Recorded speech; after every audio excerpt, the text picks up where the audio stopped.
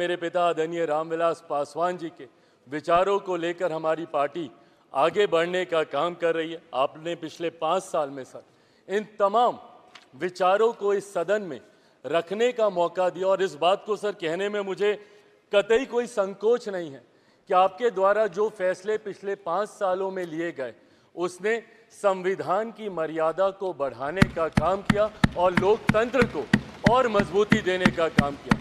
Sir हम लोग चुनाव बाहर लड़कर आ गए हैं।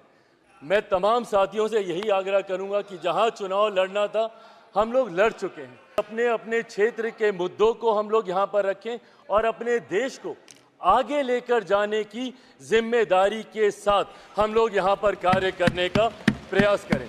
सर आज सिर्फ आपको बधाई देने के उद्देश्य से हम लोग खड़े हुए हैं, पर हाँ कई बार जब विपक्ष के द्वारा कई बातें कही जाती हैं, मैं इतना भी मैं ज़रूर आग्रह करूंगा कि जब एक उंगली आप किसी की तरफ उठाते हैं तो बाकी उंगलियां आपकी तरफ उठती हैं।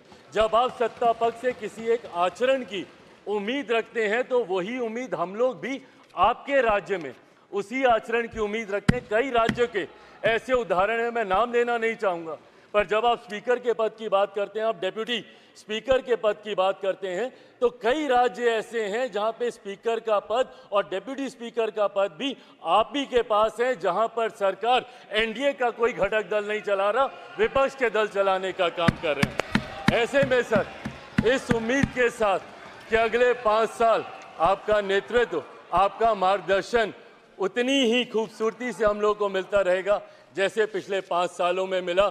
मैं एक बार फिर से अपनी पार्टी की तरफ से, लोक जनशक्ति पार्टी रामविलास की तरफ से आपका पुनः स्वागत करता हूं। पिछले 5 साल के लिए आपको बधाई देता हूं और अगले 5 साल के लिए आपको शुभकामनाएं देता हूं। धन्यवाद सर।